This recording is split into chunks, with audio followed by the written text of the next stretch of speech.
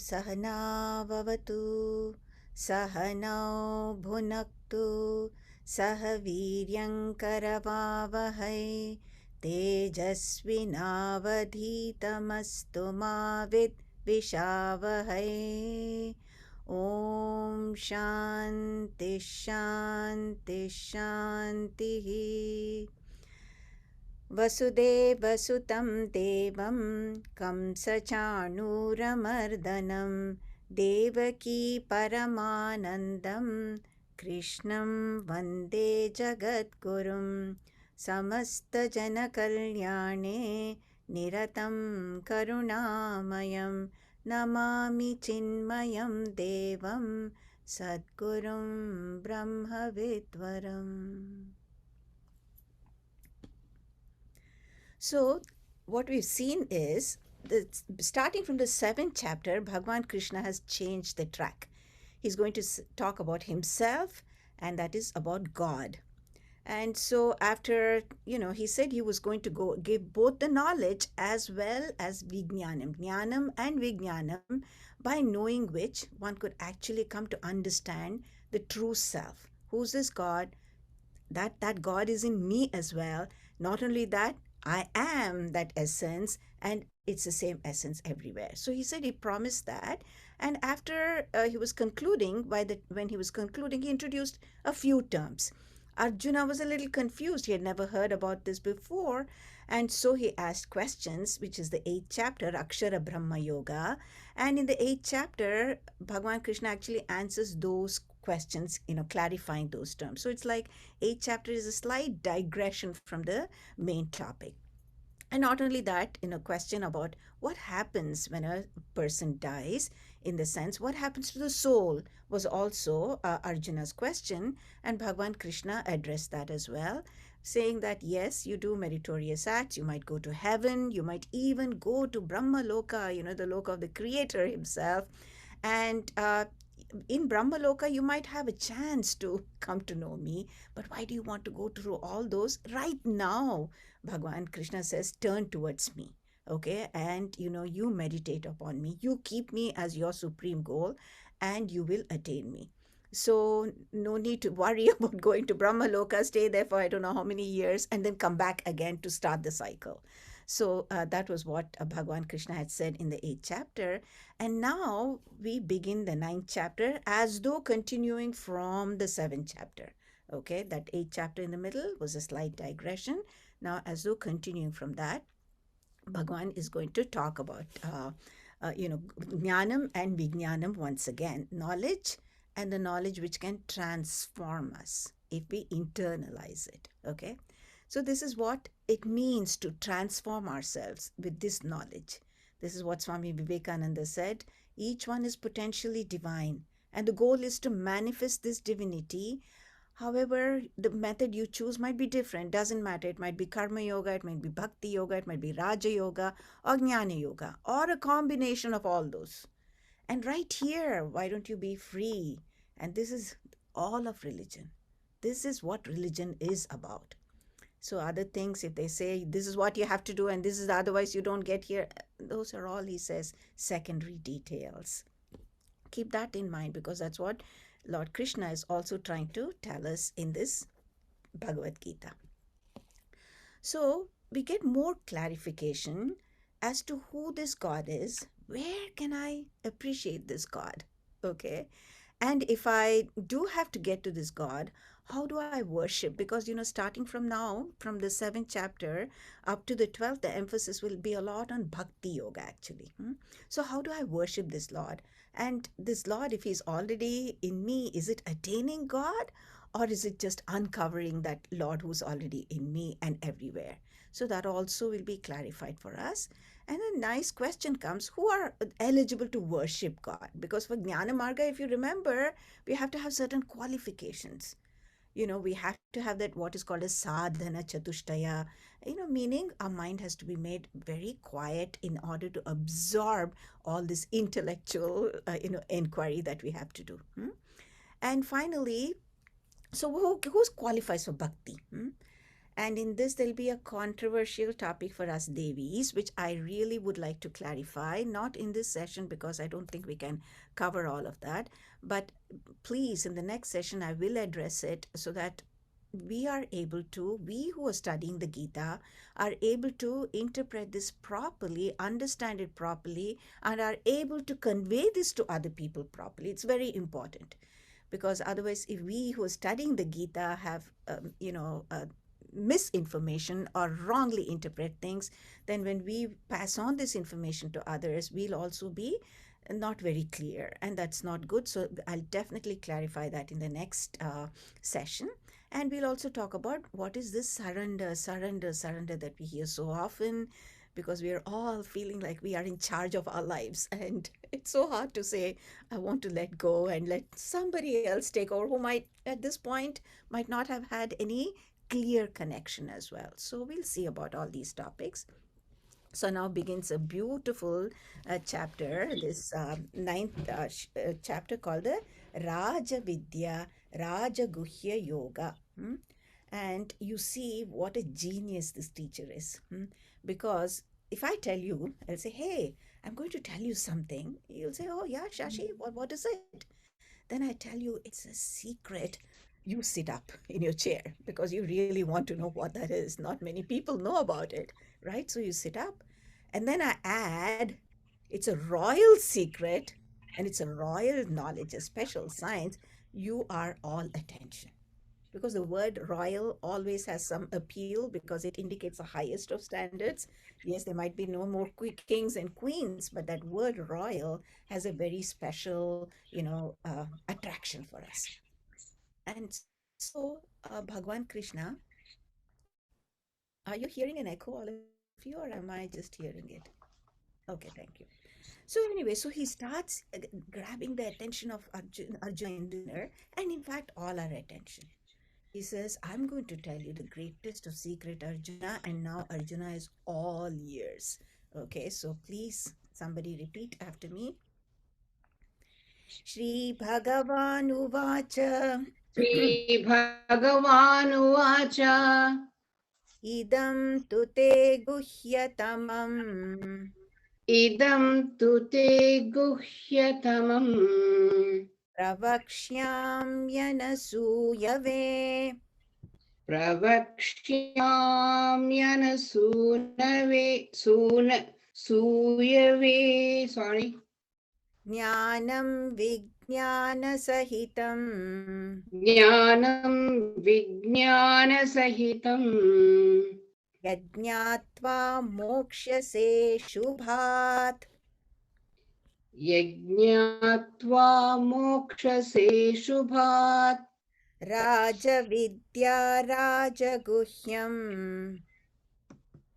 राजविद्या राजगुह्यम् पवित्रमिदमुत्तमम् पवित्रम् इदमुत्तमम् प्रत्यक्ष्यावगमं धर्म्यम् प्रत्यक्षावगमम् धर्म्यम् सुसुखं कर्तुमव्ययम्. सुखम् कर्तुमव्ययम्. So Bhagavan says, Arjuna, I'm going to tell you a great secret, a great knowledge which is actually scientific, very analytical, deep thought, deep inquiry, deep, work has gone into it to arrive at the proper diagnosis. This is what means by our shastras, okay? A great knowledge is science, it is kingly, royal. And then he says, I will tell you the best. You're a person with an open mind. Anasuyave means with an open mind, ready to listen. If you see, if we already have our own ideas and our own prejudices, we'll never keep an open mind to listen. Already everything is sort of colored by our prejudices, and what we intake will be that as well. So Arjuna, you are not like that. You have an open mind, he says. And then he says, this is not just going to be information. It'll result in your transformation because you'll be able to internalize it. So there's jnanam, knowledge, plus this transformative knowledge, which you will internalize vijnanam. I'll give you that. You know what will happen after that? Liberation instantly. meaning right here, total peace, contentment, fulfillment, and a life of joy is yours. Sorrow will not touch you. So the way he introduces this is making sure that he's very encouraging to Arjuna and to all of us, because we shouldn't say, oh my goodness, these scriptures, they're so hard for us. It's not like that. He wants to encourage us, because then we will have faith. And that faith is so important in the study of our scriptures, because it's a path which is not commonly tread by everybody.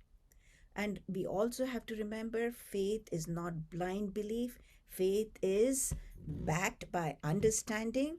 And so, most importantly, what we have to understand is four types of faith that we should sort of, um, definitely have, especially when we're on this spiritual path.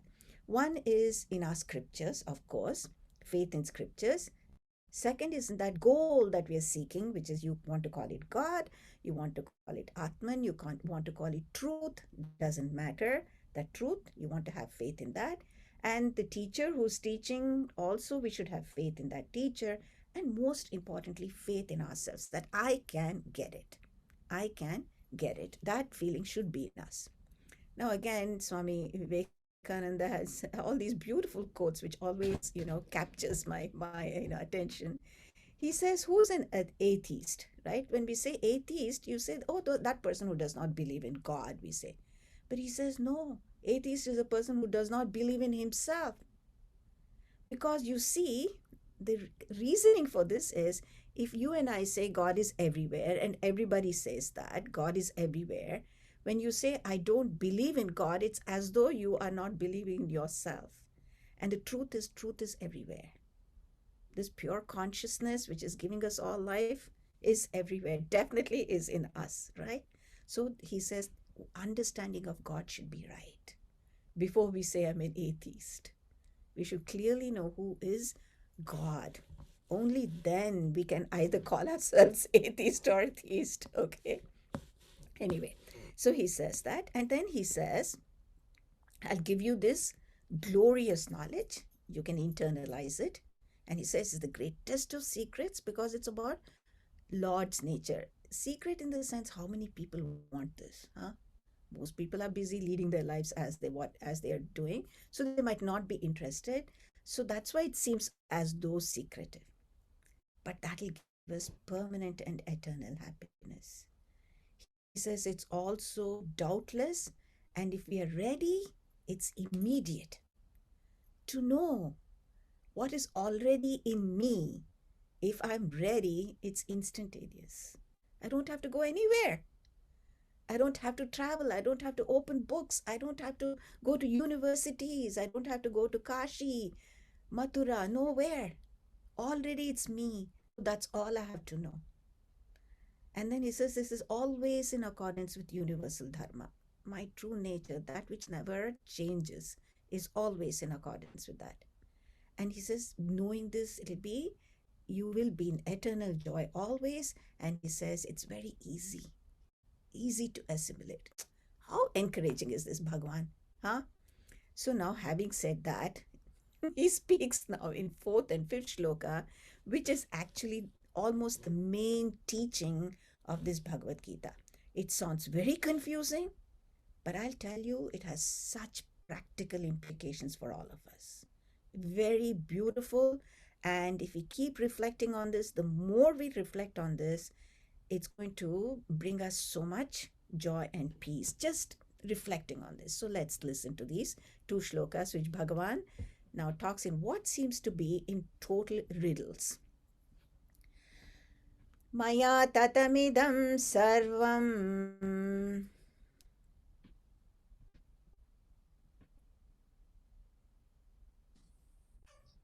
Shall I repeat it myself? I can do otherwise. Okay. Maya Maya tatamidam sarvam jagadavyakthamurtina jagadabhyaktamurtina matsthani sarvabhutani matsthani sarvabhutani nachaham teshvavasthitah. न चाहं ते स्वस्थितः न च मत्स्थानि भूतानि न न च च मत्स्थानि भूतानि पश्य मे योगमैश्वरम् न पश्य मे योगमैश्वरम् भूतभृन्न च भूतस्थः भूतभृन्न च भूतस्थ ममात्मा भूतभावनः ममात्मा भूतभावनः. This sounds so confusing, Bhagwan. I don't know how you made this statement. He says, first, he says, look, there's not even an iota of space without me. The whole world is pervaded by me, like air, like space. I mean, everywhere they're pervaded. You don't see them, but they're pervaded everywhere. We know that, right? We understand that. Like that, unmanifest, part of me, this pure consciousness is everywhere, everywhere, he says. And in the second statement, he says, Mastani Sarva Bhutani. So if air and space are everywhere, we're all in it. That we can easily understand. Yeah, we're all in that, consciousness. Okay, Bhagwan, I give it to you, I understand. We're all in you, we understand. Then he says, Nacha ham teshu avastitaha. I am not in them. Huh? What is that? If you're already in me and you're saying you're not in me, what do you mean by that, Bhagwan? Nacha mastani bhutani. In fact, none of them are in me. Pashyame yoga maishwaram. See this divine yoga of mine. What on earth is Bhagwan talking? He says, I'm everywhere and all beings are in me. Okay, we got it. And then he says, no, I'm not everywhere in any of them and neither are they in me. This, if you truly understand, he says, is both jnanam and vijnanam. And we have understood that vijnanam as well, if you clearly understand this. This seems tough, okay? It's too much of riddles. It looks like Bhagwan has not made up his mind when he says these two shlokas. But let's see, looking at some examples, and finally we'll connect it to ourselves as well. Very commonly used in Vedanta is the example of ocean and waves. Okay, here we see a ocean with bubbles and froth and foam and these beautiful waves. Some seem larger than the others, and occasionally there can be tidal waves as well, right? They all come and go. None of them are permanent. That's clearly understood. But is the substratum, the water, is it always there? Obviously, yes. Now, these different forms like waves and ripples and foam, can they exist without water? Absolutely not. They are made up of water, so water has to be there. Now, can water remain without them? Of course, yes. Water is independent. Whether there's a wave, water is always there in that, ocean. So the names and forms, because, wave is a form with a particular name. A little bubble, you don't call that a wave, you say that's a bubble. They are all different names and forms. They all depend on that water for existence. We understood that. And we understand that water, nothing happens to it, whether it's a huge tidal wave or a tiny bubble. You analyze both of them, it's H2O, H2O, H2O. So water is not affected. First thing, water is not dependent on them. Whereas those forms and names like waves and bubbles will depend on water, and they come and they go. These things we have to remember in this example. Now we look at another one which we all can sort of quickly relate to. Here is, multiple gold bangles and, rings and chains, and then even a murti made out of gold, right? Now, does anything happen to that gold itself? Because it's a bangle, it's in the form of a chain, it's in the form of a earring or a murti. And in fact, when you take it to a goldsmith, because you want to make something, you take all your things and, the murti looks very sort of messed up now and you want to get the gold and make something else. The goldsmith doesn't care what shape it is in. All he cares is the amount of gold that is and the value he'll give it to you. Another example showing us that all the forms are dependent upon that gold, but gold is independent. Gold is not affected if it's a murti or a bangle. Nothing happens to it. Another point to remember.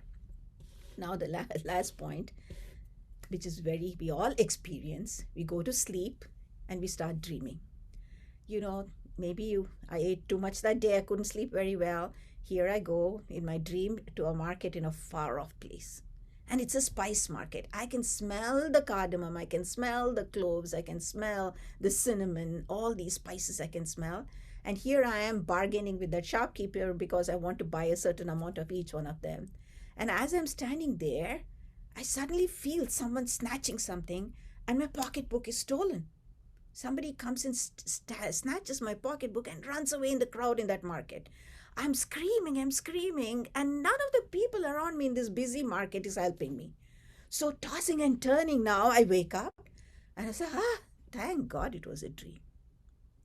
You see, so many forms came in my dream: the spices, the shopkeeper, the thief, my wallet, my pocketbook, the crowd.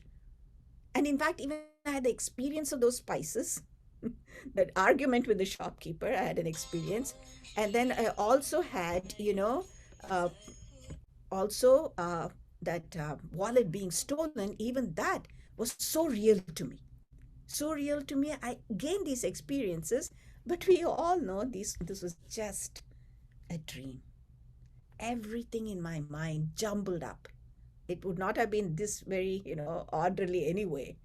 Anyway, all these jumbled up experiences I sort of gathered during the day or through reading something is working in my head at the time of my sleep. Now, you see, can I exist without these forms of the spice market and everything? Of course, I'm always there. Now, all those things which I saw in my dream, do they affect me? Absolutely not. Absolutely not. So they do give me experiences in the dream. It was real for a while, but do not affect me, the waker who's always there. Now, this is a very important point for us to reflect upon. This is something that we can think, and this is something that we can assimilate. Bhagwan is trying to tell us all these are in me, but I am not in them. Now we have to bring it to us. So, you see, there'll be so many thoughts that we have. Hmm? We have sad thoughts, happy thoughts, anxiety thoughts, worry thoughts, depressed thoughts, joy thoughts, right? Coming from so many experiences, lots of thoughts. You call them emotions, the feelings, and the ideas. All are thoughts. If I did not have life given by that consciousness, Satchidananda in me, would I know any of these thoughts? Would there be any thought? Obviously not. Every thought of mine is known because there is consciousness on that. So with it's as though consciousness is pervading every thought of mine. But I can just remain quietly without any thoughts. Even those thoughts come and they go away. Nothing has happened to me as far as my consciousness is concerned. Mind might be agitated, which is all thoughts. But me, consciousness, the life-giving principle, nothing. I'm like that water in which so many forms and names came and went. They're not lasting. Everything comes and goes. Am I still not here? Am I still not here? Very important point to think. Can these thoughts exist without this life-giving principle consciousness? No. Can I, this person, this life, with this life-giving consciousness exist without thoughts? Of course. They have all risen within me. They also disappear. I'm still here. I go nowhere. A happy thought came, gone. It's like a guest which sort of stayed for a little while and went away. An angry thought, for a while I'll be saying, I am angry. I am angry. In fact, nothing has happened to me. Consciousness. Nothing has happened to me. So no worries, no anxieties for my true nature. Now this actually is a practical application. The constant presence, which is always here, that is the life-giving principle, is the pure consciousness. That always is. It's eternal, unchanging, untouched, imperishable. This is what Bhagwan's talking about. They are all in me, but I am not in all of them. They cannot exist without me. Right in each one of us, that life giving principle, they cannot be there. No thoughts can be there in this body when it's dead. Even if the brain, as I told you, might be like Albert Einstein. Right? So, this is what he's saying. Now, let's see some more. It's like an example of, again, I want to drive this point home, like car and petrol, car and gas. Whether you drive the car on a peaceful, countryside road or in the midst of heavy traffic, what does it matter to that gas? Nothing. Neither does it care about any passengers inside. But can the car move without that gas? Absolutely not. So nothing can happen to this life-giving principle, the Lord who's within us. But that Lord is absolutely unaffected by anything that's happening in me. So this is the they are in me, I'm not in them. Now, if I keep reflecting on this, you can all experiment. Even for a second, if you just close your eyes, and for a brief second, just stay within yourself, either just watching your breath or just being quiet for us, even for a brief time. What happens? There is a gap between our thoughts and who I am. You're still here. Awareness is still there. Now, if this is a focus that we can constantly work on and reflect and develop, you see what will happen. That gap that happens in our thinking will make our responses actually to situations rather than reactions. It'll give us a little time to think. In fact, if we see these thoughts are just coming and going, even if we can observe it, from even difficult situations, we can rebound rather fast. We can gather ourselves. We can bounce back. And when we have such time to think, we actually think with clarity. And so we ourselves can remain calm and not affected by everything and anything. If somebody said this, oh, gone, finished. They looked at me like this, we get so upset. Just that gap, even that upset thought is just rising in me. I'm here. I'm actually aware of that. That thought will come and it'll fall off. Comes, falls off. I'm still here.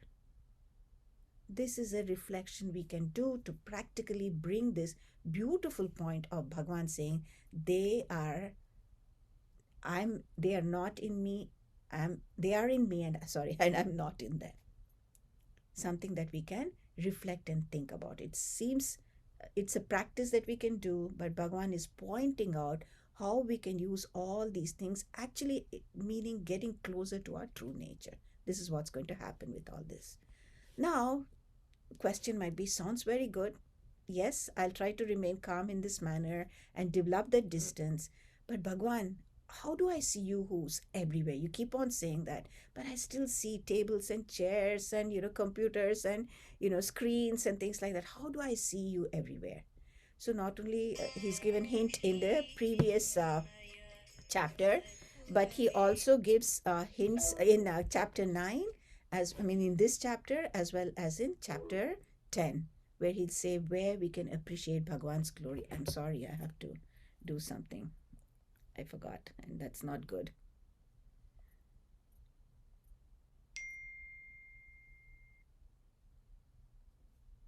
Okay, they don't know. Okay. So now, a little pointer, but again, we are going to see something useful for us, something which we can use in our life. So let's recite the shloka now. Aham kraturaham yajnaha.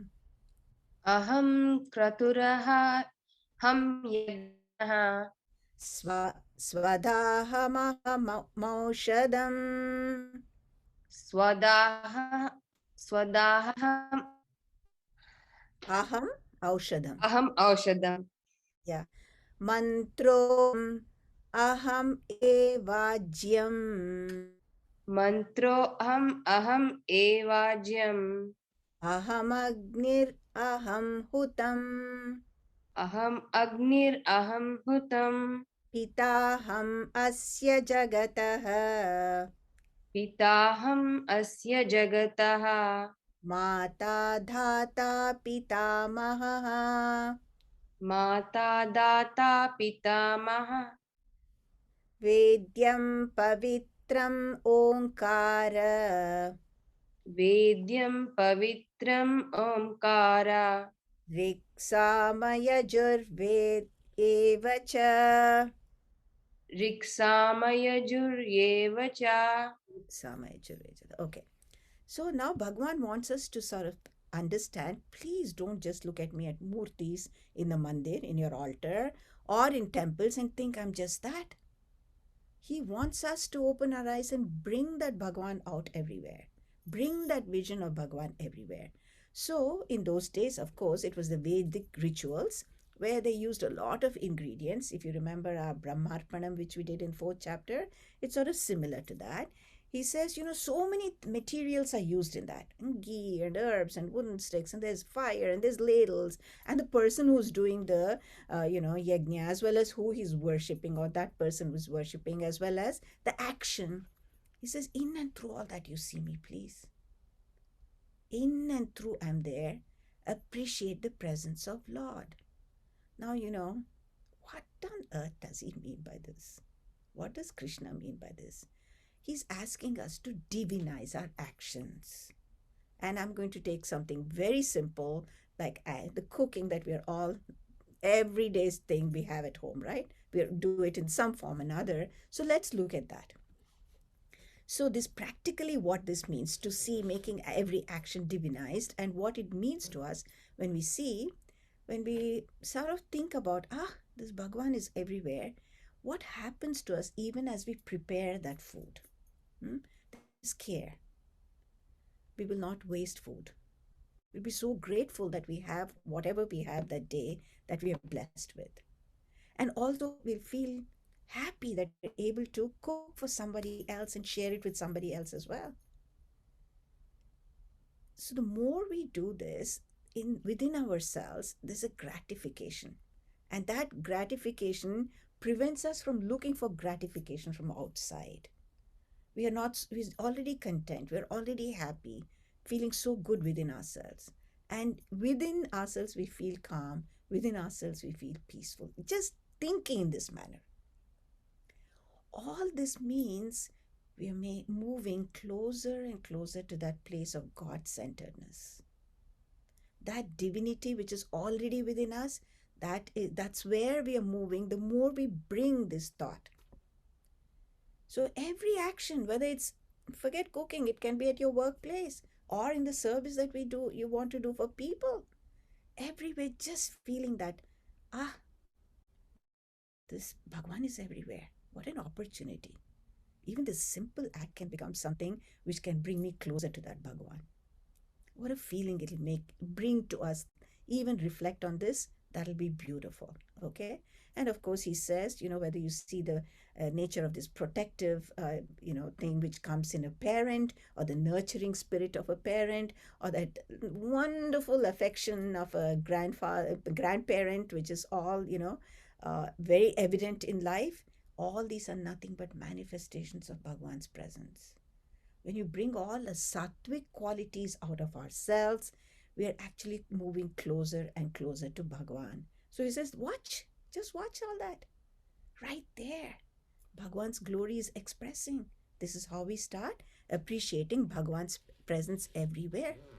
Now, coming right here in the 9th chapter is an extraordinarily famous shloka which should make us all feel a lot more relaxed about everything. Okay? They're very famous, very famous. Okay.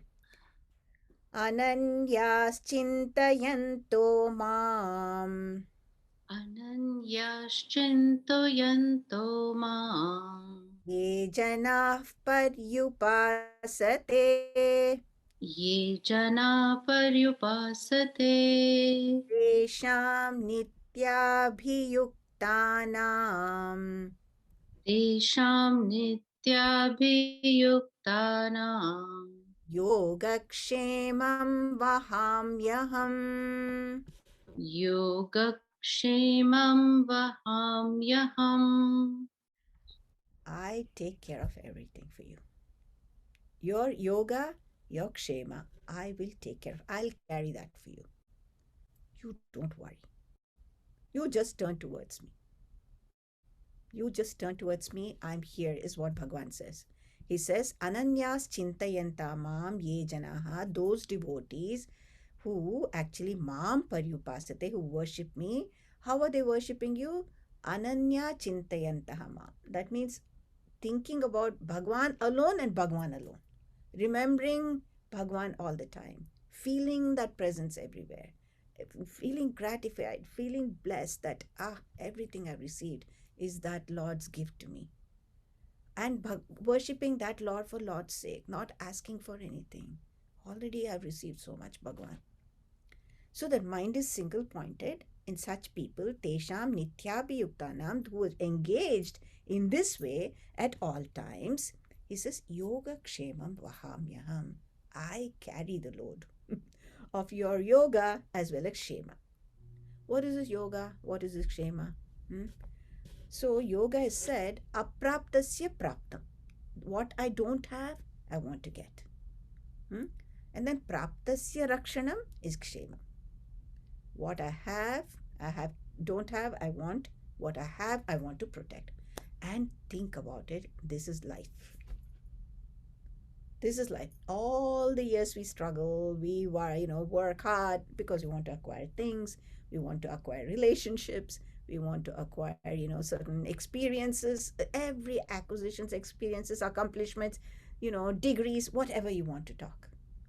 All that is working towards gaining something we don't have. And then after gaining that, what's our life's mission? How to keep it safe, how to protect it. So yoga is acquiring what we don't have. Kshema is protecting what we have already acquired. And so this causes a lot of worry. Throughout life, this is what we worry about. This is what we're anxious about. So, this is places so much of stress on us that we're not even able to enjoy what we have acquired. Because even while we are enjoying what we have acquired, a child that we have or some home that we have, we are anxious about something else. So we can't be in the moment to even enjoy that. And Bhagwan is saying, I will take care of it. What you need, I'll definitely give you. And what you have already, if it's needed for you, I'll take care of it. So you don't worry. So the question might be, Arey Bhagwan, you know what? You always take care of everybody, you say, right? What's so great about it? Now, how many people know that? That Bhagwan is taking care, protecting everybody. Do all people know that? And even if we know that, do we stop worrying? Even though we might say, Arey, Bhagwan is there, he'll take care of everything. Are we relaxed and just saying, Arey, he's taking... No. Still that anxiety is there. So, think what all Bhagwan does for you. Us. Right? Everything that we already have already has been a blessing of Bhagwan. Unnecessarily we feel like a passenger going in a moving train, feeling like they have to still carry the load on their head. Why do you have to do that? Drop it. You're in this journey. He's there. What we need, Bhagwan will definitely provide. Bhagwan will definitely protect us, and also he'll give us not what we want, but what we need. There's no doubt. So it's very famous again, Mahatma Gandhi's statement, the world has enough for everyone's need, but not enough for everyone's greed. There is no doubt Bhagwan will give us what we need. But if we keep wanting more and more and then don't get it and cry, Bhagwan is not responsible. Bhagwan is not responsible. And even if we just think a little, who protected us when we were in a mother's womb? And then what about the milk from the mother? What about the teeth we got at the right time so that we could start chewing and eating? Everything came at the appropriate time. Are we in control of any of these things? We see God's hand everywhere. Why should you be worried? And on the scriptural path, when our hearts open up, somehow all these things come to us. All this knowledge will start coming into our lives. A guru will come into our lives. And our strength to pursue this path will come. And God will make sure that He pushes us on this path forward as well. Everything is taken care for us. We have to do our role, there's no doubt about it. And we also have to remember the world will move in spite of us. I will work, God, you do the worrying, please. This shloka, the more again we think and reflect, so much of our anxieties will go away. So much of our worries will go away. If we start saying, I believe in that omniscient, loving, compassionate Lord, why should we worry? Again, another quote about an atheist. The atheist is one who does not believe in God, was what is generally said. But a Mahatma says, no, an atheist is one who says, I believe in God and still continues to worry. Still continues to worry. So then our belief is not shaky. I mean, firm, it's shaky.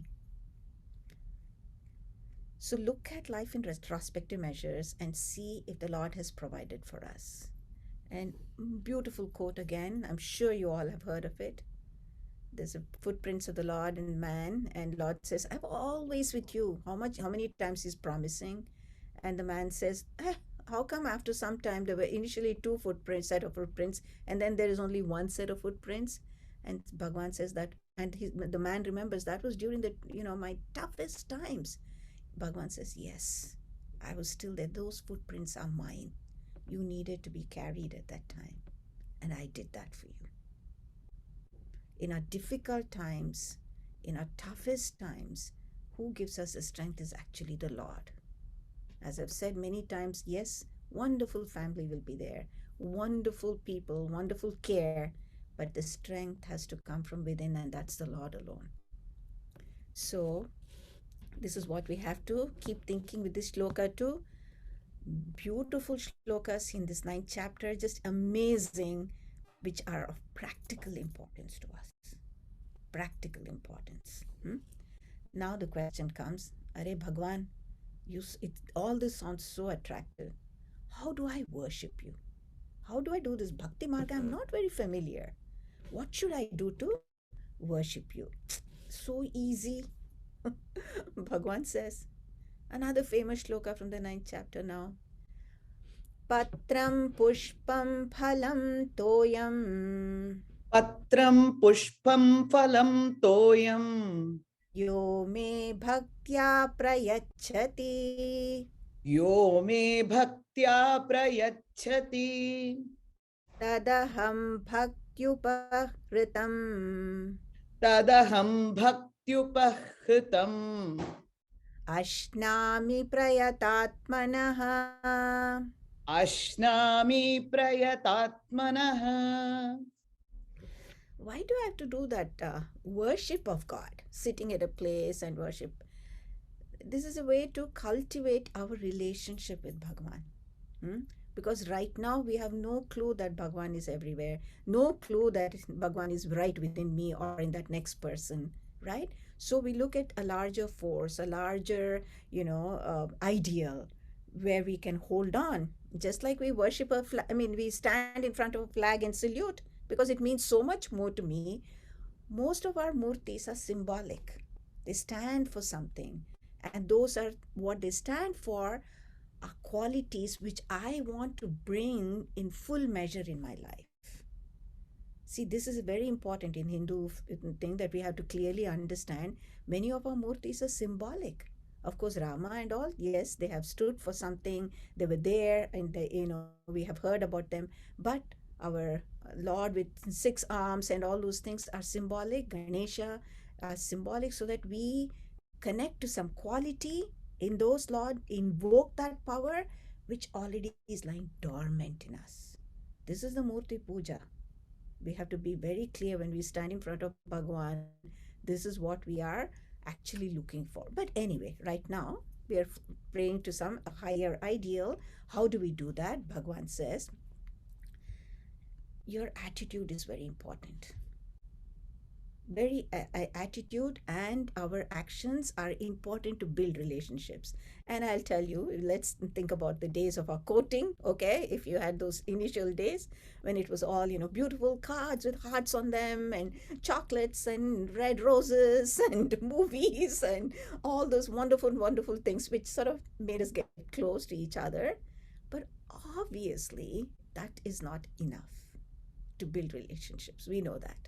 We had to spend quality time with each other, right? We had to have some meaningful dialogues and meaningful thoughts so that we build our relationships, right? So both mind and action have to be engaged in building this connection, even with the Lord. And even when we do karma yoga, if there's no love for this higher ideal, we can't do it. And the highest ideal is the Lord who's everywhere, in those people we serve, in that, a cause that we serve. And ultimately, how do you do worship of Bhagwan? Actually, your attitude should be like a child going to, offering something to a parent. Think about it. Everything we've got is from that Bhagwan. So truly, when we stand there and Jai Jagadish Hare, Tera Tujuko Arpan Kya Lage Mere is true, absolutely 100% true. Nothing belongs to us. But Bhagwan will be very pleased. How beautifully he's saying, no big rituals are needed, my child. No big rituals. Just give a leaf, a flower, a fruit. He's not even specifying this fruit only should be brought to me today. This flower only should be given to me. Right? And there's so many beautiful stories in our Bhagavatam and other scriptures, like Gajendra just plucking a lotus and offering that Artha Bhakta, asking for help. And then Rukmini, just to show her love to Bhagwan, just a tulsi leaf was enough to prove her love for Krishna. And then what to talk of Shabari? She would test all the fruits before she even offered to Bhagwan, because she wanted to make sure that the fruit was the sweetest. That attitude is most important. So, bhaktya prayachati. According to a capacity you offer, but with devotion, with that bhakti. It's not very difficult to worship me, Bhagwan is saying. Neither does it need a lot of things. Sometimes even mentally offering with that sincerity, with that love is enough. Then what he says, Tadaham bhakti upahritam ashnami prayatatmana. He says, when you offer that to me with devotion, I just eat it up. I accept it, I eat it up. All I want is that love, that connection is what I'm looking for, he says. Now, he extends this in the sense, not just again keep Bhagwan in your mandir, but come on, please, in every action, we can do this. What? Really, Bhagwan? Yes. Yat karoshi yadashnasi. Yat karoshi yadanashanasi. Yajjuhoshi dadasi yat. Yajjuhoshi dadasi yataha. Yat tapasyasi kaunteya. Yat tapasyasi kaunteya. Tat kurushva madarpanam. Tat kurushva madarpanam. Everything that you do. Everything. Every little work that you do, you say, you know what? The way we start is, as I've told you, I think once before, we might not be able to remember at every point. But when you do a little lighting the lamp and, offering a little fruit or milk for the Bhagwan in the mornings, you just stand there and say, Bhagwan, use me. I'm your instrument. I'm going to do your work. You give me the strength, please. You work through me. This is our offering to Bhagwan in the morning. And when we come back home, again say, thank you for everything that happened today. I know it is for my best. Thank you, Bhagwan. Yat juhosh, yat karoshi, any karma, any rituals that you do, even any dhanam that you do, when we give anything to anybody, there should be no feeling of superiority. We're just offering it to another person who's Bhagwan himself or herself, who's coming in that form to receive from us. When we give to institutions, to any cause, it is our offering to Bhagwan, right? But Bhagwan alone has given us that ability, those resources to give. So ultimately, you see the giver, receiver, everything is this Bhagwan. So while giving, we should not have any arrogance, right? We should not, I should wrongly said that we should not have any arrogance, and neither should we make the receiver feel obliged to us. Ultimately, Bhagwan is saying, you just take refuge in me completely and surrender to me. You offer yourself completely to me, he says. Now, what practically again, right? We do so many things. Now we'll think of something commonly that we do and see how we can bring this Lord outside from that altar, from that mandir, to our everyday life. Bring that spirit of worship to all actions. When we eat, we want to take care of this body well, because we want to serve everybody with this body. With that attitude, if we eat, we'll focus on nourishing food, right quantities of food, and not wasting food. All those becomes important for us. That is again bringing Bhagwan. And when we do exercise, yeah, there is pain. And any tapas will have some pain, right? And but there's gain in the long run. When you go for a walk, you leave home and you go wherever you go and you come back. That's your pradakshina to Bhagwan. So even that tough walk sometimes becomes divine. And if we have to contribute some extra time to do a project, or to take care of somebody, or to study, that's good, because we are sacrificing our time that we might have spent on ourselves. It's like yajna. Again, Bhagwan, you gave me a chance to do something in a larger scale. Thank you. This is your worship that I'm doing. So anything, eating less, talking less, watching less TV, all of them are conserving our energy, which we can use for something great or better, or something we can use for something which will make us more peaceful. So in this way, we can divinize all actions, and we see how we ourselves become less and less stressed and less anxious and worried. And so all our actions can be brought with that beautiful love for the Lord, and that itself will take us closer and closer to that Lord himself, or to the Lord within us, that consciousness, that place of peace, that strength which is within us. So I'll actually conclude the 9th chapter in the next session, because it's a topic that I want to spend a little bit more time on. But the beautiful topic with very beautiful thoughts, very practical thoughts, which are very meaningful for, transforming our lives right where we are. So I'll conclude with the concluding shloka, and then we'll have a few, we have some time for questions. ॐ सर्वे भवन्तु सुखिनः, सर्वे सन्तु निरामयाः, सर्वे भद्राणि पश्यन्तु, मा कश्चित् दुःखभाग् भवेत्. ॐ शान्ति शान्ति शान्तिः. हरिः ॐ. श्री गुरुभ्यो नमः. हरिः ॐ.